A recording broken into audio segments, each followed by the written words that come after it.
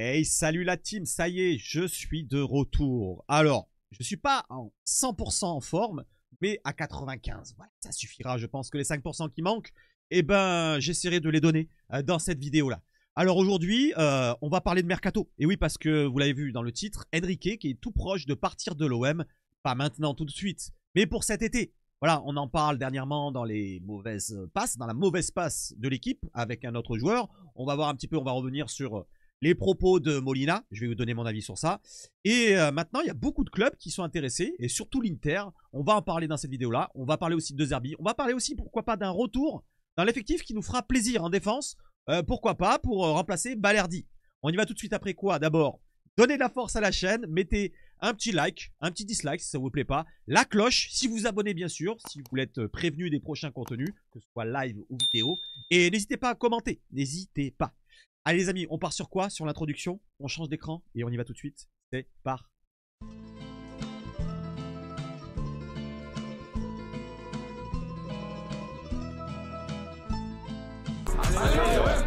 Et allez l'OM, j'ai dit allez l'OM. Donc pour commencer, Amine Gouiri et Adrien Rabiot sont les deux joueurs de l'OM nommés pour le titre olympien du mois de mars.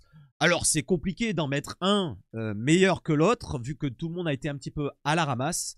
C'est vrai que ces deux joueurs-là n'ont pas lésiné dans leur effort. Rabiot a été peut-être moins bien que Gouiri, je trouve. Personnellement, je mettrais Gouiri en avant, même s'il n'a pas les stats efficace comme quand il est arrivé au mois de janvier, et ben je trouve que Gouiri serait mérité. Voilà, je sais pas ce que vous en pensez. Moi, c'est mon choix. Je choisirai Gouiri. N'hésitez pas à me dire, est-ce que vous choisissez Gouiri ou Adrien Rabiot? Allez, on va tout de suite sur le mercato. D'abord, je bois mon petit café.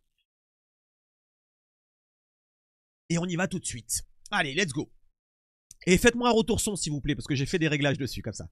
Allez, confirmation, Mehdi Benassia s'est envolé ce matin depuis Marseille avec Ali Zarak, direction Milan, pour négocier autour du dossier Luis Enrique. De gros noms sur Luis Enrique. L'Inter, j'en ai parlé en intro, est aujourd'hui le club le plus pressant. Les Nerazzurri, donc ça veut dire noir et bleu, sont prêts à formuler une première offre. Voilà, qui tournerait peut-être, j'espère, ce que réclame l'OM, c'est 30 millions d'euros. On va voir un petit peu s'il y a un chiffre. Apparemment, il n'y a pas de chiffre concernant l'offre probable qui devrait tomber. On est en train de préparer ça tout doucement du côté de Milan pour pourquoi pas proposer ça dans les prochaines semaines. C'est pas tout de suite, hein, c'est pas les prochains jours, c'est les prochaines semaines. N'oublions pas que le mercato estival commence le 1er juin. Il y a largement le temps de commencer à préparer les offres. Et dès qu'ils seront mis d'accord, dès le 1er juin, il sera transféré du côté de l'Inter pour pouvoir disposer du Brésilien lors de la Coupe du Monde des clubs qui se passera cet été. Je crois que c'est la première qui se passera cet été. Il y aura une Coupe du Monde avec plusieurs clubs européens. L'OM n'y est pas, bien malheureusement. Il y aura les Puputes, il y aura d'autres clubs. Donc ils veulent avoir absolument le Brésilien directement pour cette Coupe du Monde.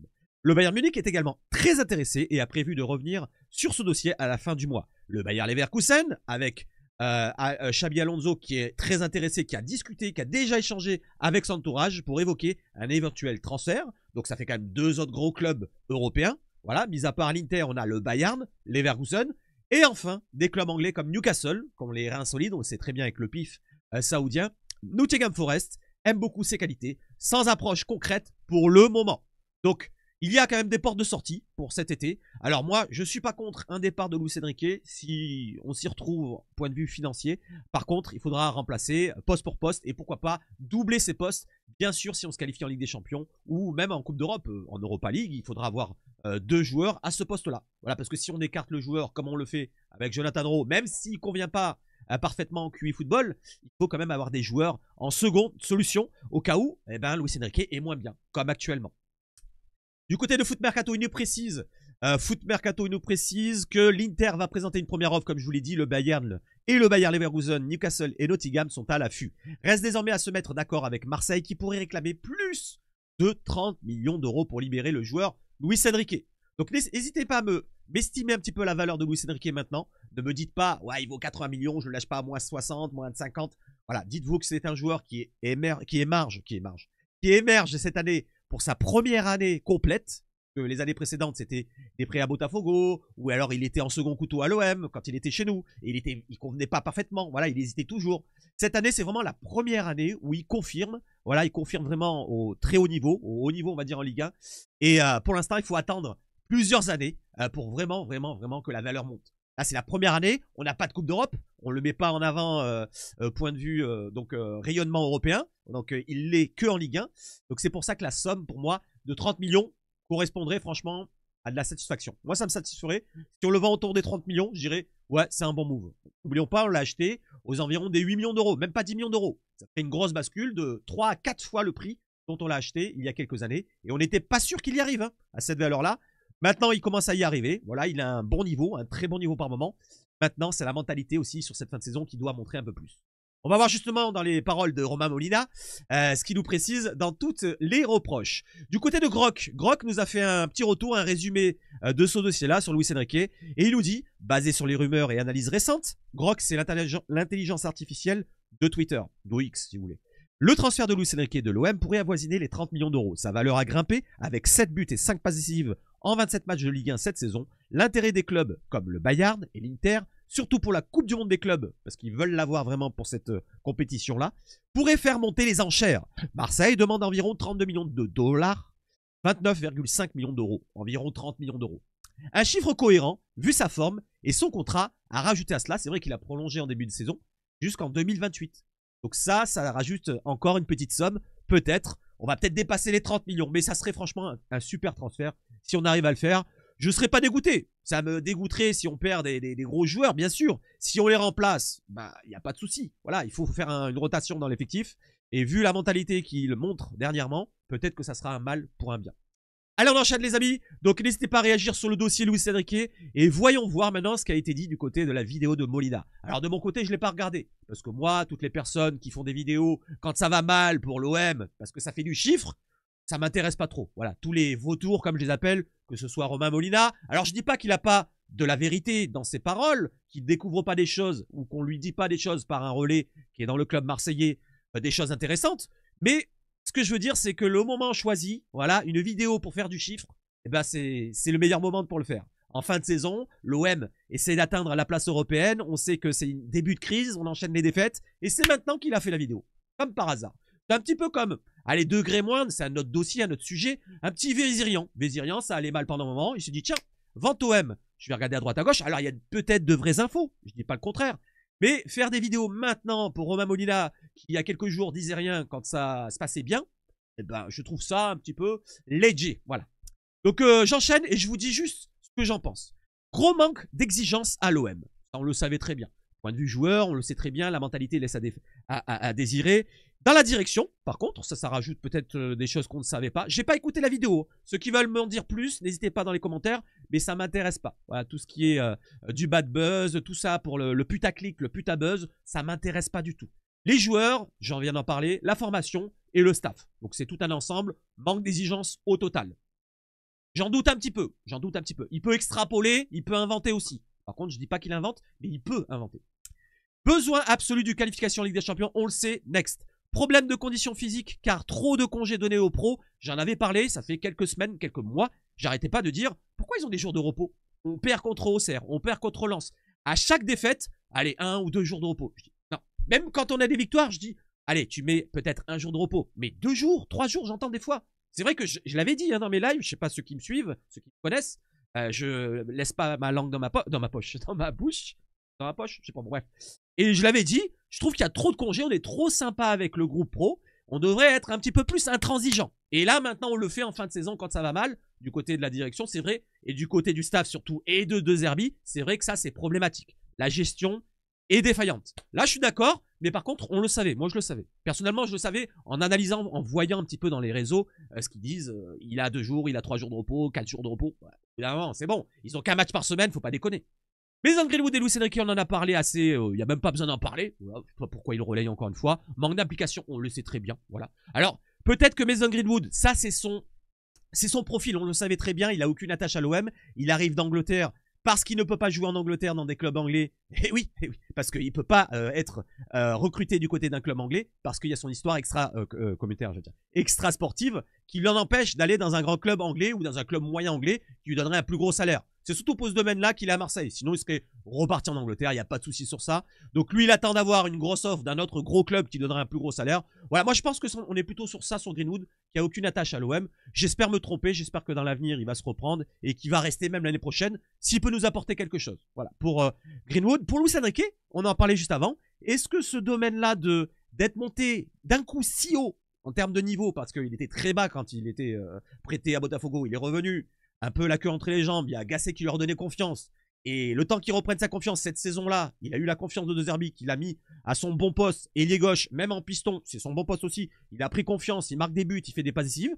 Est-ce que il y a pas le melon qui est monté au bourrichon et avec Greenwood qui voit qu'il fait moins d'efforts, il se dit tiens, s'il lui fait pas d'efforts, je suis la star, je marque autant de buts pratiquement que lui, donc je vais pas faire d'efforts. Ou alors peut-être l'histoire du mercato, on vient d'en parler justement. Peut-être ça lui monte au bourrichon, à la tête, à Luis Enrique. Donc ils frustrent leurs coéquipiers. J'ai entendu dire à droite à gauche qu'Højbjerg aurait pris en tête à tête Greenwood en début de saison et que ça serait un petit peu envenimé, mais les choses seront remises à plat. Donc je pense que oui, il y a de la vérité là-dedans, mais on le savait très bien. L'attitude de Eliwahi, on le savait très bien. Next. Farid Moumania a une attitude exemplaire, pardon. Si tout le monde avait son attitude, l'OM serait deuxième indiscutable. On peut pas le savoir. Ça, c'est une extrapolation. Je peux dire ça de la même chose pour Højbjerg. La mentalité qu'il a à Højbjerg, il pense 24 heures sur 24 au football. On l'a dit depuis le début de saison. Si tout le monde était comme Højbjerg, n'oubliez pas, il avait dit ça en communication, Pablo Longoria et De Zerbi. Si tout le monde était comme Højbjerg, on peut dire la même chose pour peut-être un autre qui a une bonne mentalité, je sais pas moi, Murillo en début de saison. On aurait pu le dire, ou même dans le cours de saison. Donc ça, c'est next aussi. Et au club, Mehdi Benassia bosse jour et nuit. On l'a assez relayé, que ce soit la Provence, l'équipe, vous et moi, les insiders et tout le monde en parle. Mehdi Benassia est un gros bosseur. Il a un réseau différent de celui de Longoria. Donc c'est un ancien joueur qui a une grosse expérience et qui a un gros réseau et qui travaille beaucoup. Donc ça, c'est très bien. Même si c'est pas important de le relayer parce qu'on le sait très bien. L'exigence et l'ambition, c'est normal. Voilà, il a connu l'exigence et l'ambition du côté du Bayern, du côté de la Juve. Donc tout ça, pour moi, c'est pour faire un petit peu du putaclic, du buzz, un petit peu quand ça va mal du côté de l'OM. Donc ne tombez pas dans le panneau. C'est pour ça que j'ai mis dans le titre « Restons unis ». Restons entre nous, entre Marseillais, entre Olympiens, supporters marseillais ou supporters olympiens. Je suis pas Marseillais, j'habite pas Marseille. Je suis supporter olympien de l'Olympique de Marseille. Vous comme moi, je pense qu'on veut que l'OM réussisse. Et si on suit des personnes comme ça, j'ai rien contre la personne, ou d'autres comme Vizirian, ou d'autres comme des insiders qui font du chiffre sur le dos de l'OM et qui s'en foutent complètement de l'OM, eh ben vous tombez dans le panneau de ces personnes-là. Comme les médias, comme RMC Sport, comme l'équipe TV. Alors l'équipe, on peut la lire, on peut analyser les choses, s'il y a des informations ici et là, les relayer, pourquoi pas. Mais ne leur donnez pas de force, ne regardez pas, n'allez pas commenter sur leur truc. Vous mettez rien et vous allez voir peut-être que petit à petit, ils parleront plus de nous. Voilà. Même si c'est un sujet clivant, ça existera toujours malheureusement. Donc j'enchaîne avec la rumeur sur Roberto De Zerbi du côté de l'AC Milan.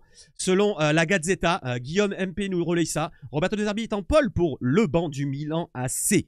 L'OM est passé, l'entraîneur italien de l'OM est passé devant Conte et Allegri. Donc il est avec deux autres coachs, pourquoi pas, aller du côté de l'AC Milan. Du côté de la presse italienne, il nous précise qu'il y a une confirmation du côté de la Corriere della Sera et de la Repubblica qui disent que toujours l'entraîneur de l'OM revient avec insistance ce mercredi en attendant la probable nomination de Fabio Paratici comme DS, directeur sportif.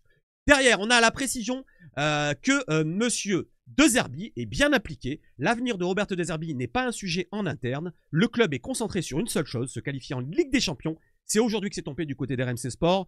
Et l'entraîneur de l'OM est sur la même longueur d'onde. J'ai vu que même du côté d'Eurosport, ils en parlaient. Voilà, il y a RMC Sport, Eurosport qui en parlait comme quoi De Zerbi était vraiment impliqué à 100% pour l'OM. Il ne pense qu'à l'OM. Il ne pense pas aller du côté d'Italie. Même si j'ai vu qu'il y avait ses agents ou son agente qui était du côté de Milan hier ou avant-hier ou la semaine dernière.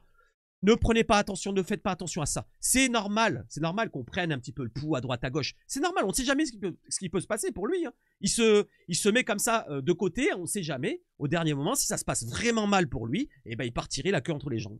Mais vu comme ça se passe actuellement, voilà, tant qu'il n'est pas en danger physiquement parlant, j'espère qu'il n'y en a pas qui seront assez crétins pour rentrer dans ce jeu-là, eh ben, je pense qu'il va rester. Voilà, il va soutenir la pression, je l'espère, va rester et on va le juger déjà en fin de saison gentiment, parce que c'est sa première année sur les 3 du projet qu'on a mis en place.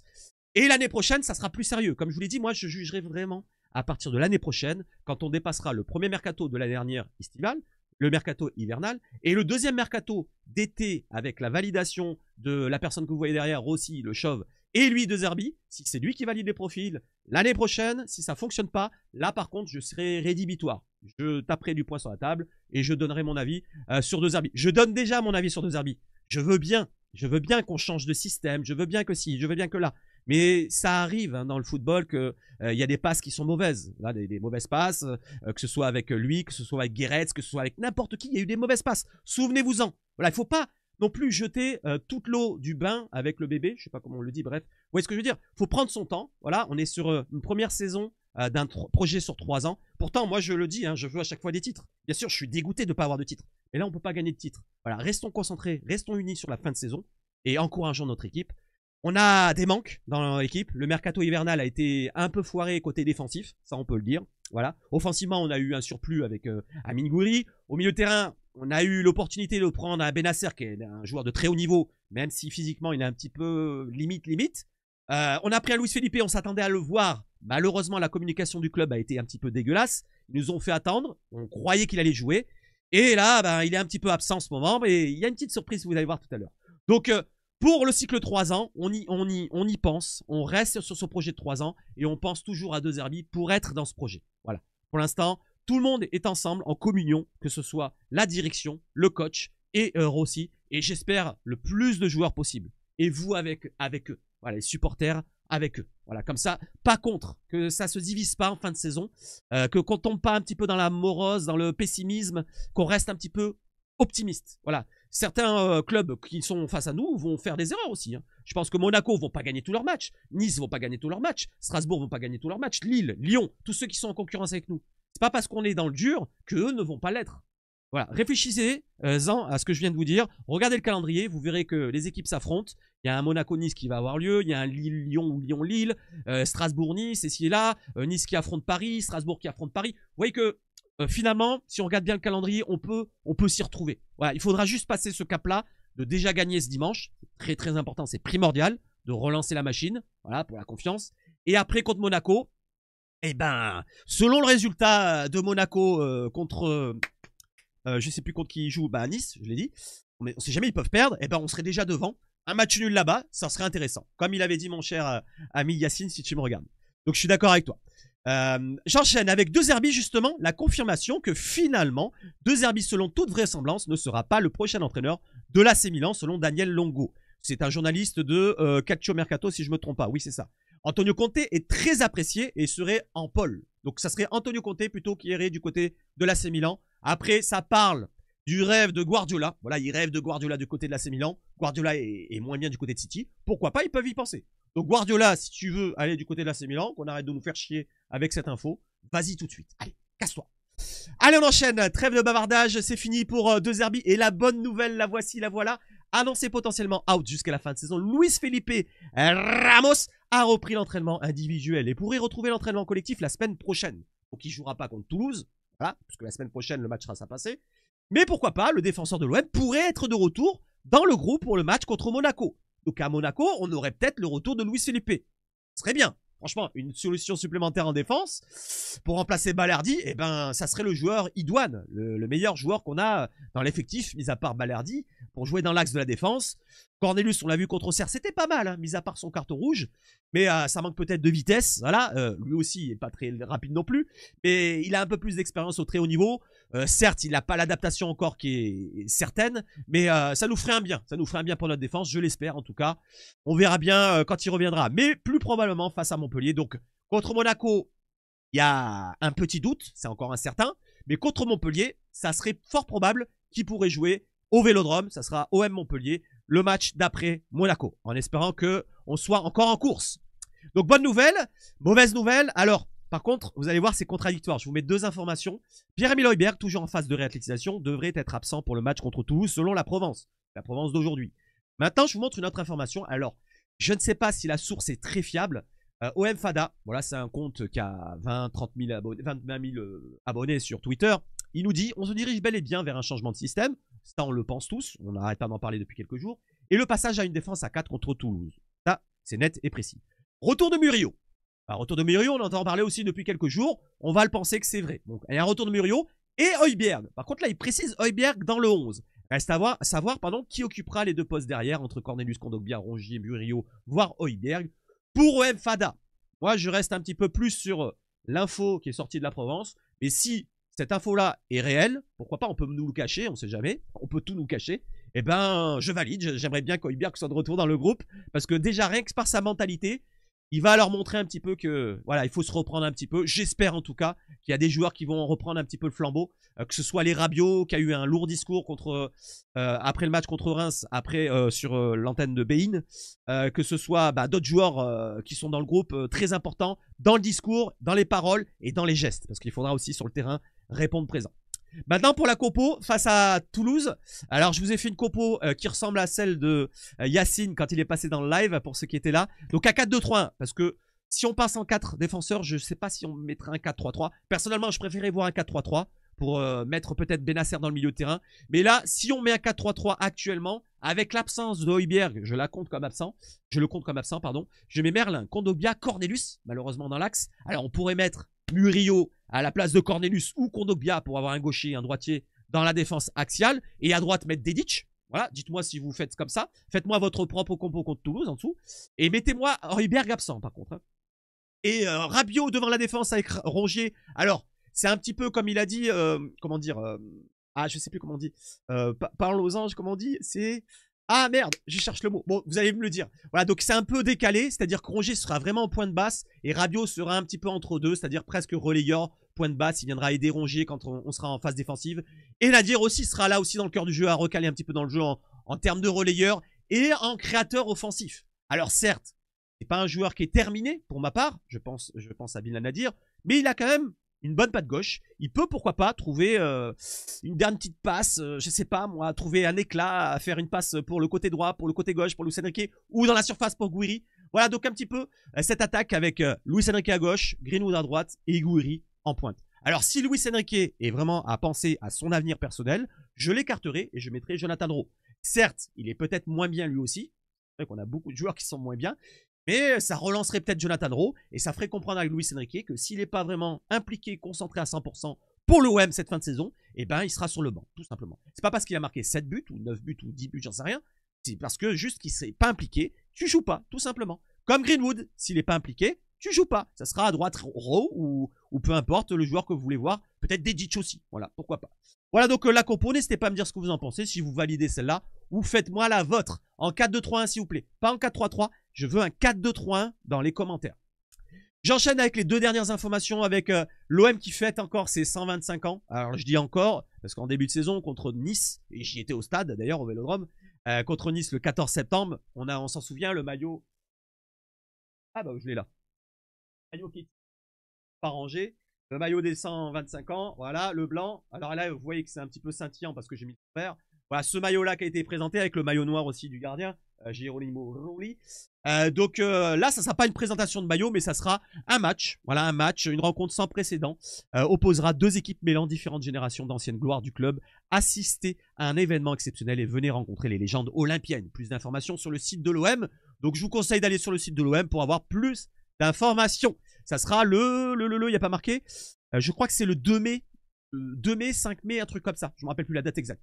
D'ailleurs, en parlant de date, il y a une date qui vient de tomber. Pourquoi? Voilà, on termine la vidéo tranquillement, en détente, avec cette date-là pour Kings League France. Et oui, le championnat particulier inventé par Gérard Piqué. Gérard, c'est son prénom? Je ne me rappelle plus. Piqué, en tout cas, l'ancien joueur du Barça, qui a inventé ce concept de football, nouveau football, avec 7 joueurs sur le terrain, et avec Adil Rami, qui est président de son propre club Wolfpack, Team Wolfpack, qui est en collaboration avec le partenariat de l'Olympique de Marseille. On s'en souvient, Pablo Longoria qui avait fait la vidéo avec Adil Rami. Donc on aura le premier match qui sera dimanche 6 avril, match day 1. Ça fera l'OM pratiquement, on va dire avec Adil Rami, contre Paris. Et oui, parce que regardez, Paname, ça s'appelle, l'autre équipe c'est Paname. Rendez-vous donc Wolfpack FC contre Paname All Stars le dimanche 6 avril. Alors l'heure, je ne sais pas, mais en tout cas, ça se déroulera sur Twitch, sur les chaînes de PFUT ou de Adil Rami, parce qu'ils ont deux chaînes Twitch, ou alors peut-être sur une autre chaîne, peut-être M6, comme on en a entendu parler. Si vous êtes hypé par cette compétition-là, n'hésitez pas à me dire, ouais c'est intéressant Kings League, je vais regarder pour voir. Après, bon, chacun le sent comme il veut. Donc moi, je vais regarder juste pour voir un petit peu comment ça se passe. Et si c'est sympa, bah, je vous le dirai. Je vous ferai un retour dessus. Voilà les amis, je pense avoir tout abordé avec vous. Je passe dans le gros écran. Merci pour ceux qui donnent la force encore une fois. N'hésitez pas à vous abonner, liker, disliker, la cloche, partage et les commentaires. Voilà, tout est fait, tout est fait. Allez. Bon les amis, je vais vous souhaiter de passer une excellente soirée. Il est 23 h, je dois aller au travail. Et je vous souhaite encore de passer une très bonne soirée. Je viens de le dire encore une fois. Vive le foot chez Seba Foot. Et surtout... Allez l'OM! Bande de vautours! Et oui les vautours! Allez, ciao, ciao, ciao!